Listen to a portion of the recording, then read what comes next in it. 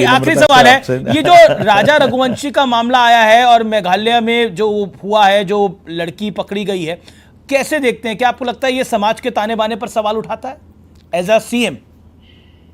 देखिए, ये बिल्कुल सही बात है कि हमको विचार करना चाहिए। बच्चों के विवाह करते समय भी बाद में बच्चों पे निगाह भी रखना चाहिए। और ऐसा हमारे समय में तो पुराने ज़माने की बात अगर करें तो विवाह के बाद अपनी ज़िले से हज़ारों किलोमीटर दूर भेजना भी आप किसी दृष्टि से नए दूल्हा दुल्हन को उचित नहीं मानते, 1 महीने तक तो कम से कम।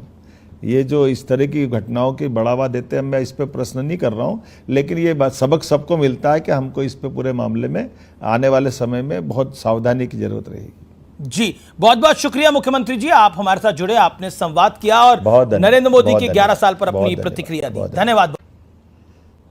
देखिए, ये मतलब कांग्रेस और इनको सारे लोगों के सामने अगर इकोनॉमिक ग्रोथ देखेंगे मतलब भारत की, तो इसमें अगर 10वें 11वें नंबर से हम चौथे नंबर पे आए हैं, तो ये दुनिया मान रही है। लेकिन कांग्रेस शुतुरमुर्ग की तरह रेती के अंदर सिर घुसा करके अपनी आंख बंद करके खुली आंखों से देखेगी तो चारों तरफ बदलाव दिखेगा।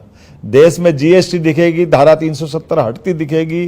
हमारे यहाँ 3 तलाक का जो राहुल गांधी के पापा नहीं कर पाए, वो माननीय मोदी जी ने 40 साल बाद सुप्रीम कोर्ट के उस निर्णय को लागू करके बताया जो उनकी सरकार के समय सुप्रीम कोर्ट के निर्णय को लागू नहीं कर पाए थे। वो राम मंदिर के निर्णय के आधार पर हिंदू मुस्लिम एकता के आधार पर न केवल भूमि पूजन बल्कि भगवान का गर्भगृह में प्रवेश देखना चाहिए।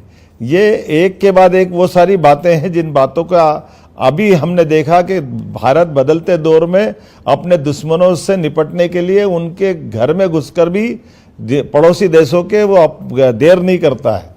तो ये उन 3 देशों में शामिल होता है जो इजराइल, अमेरिका उन लाइन में खड़ा करते हैं माननीय मोदी जी को और भारत को। जी मोहन जी, लेकिन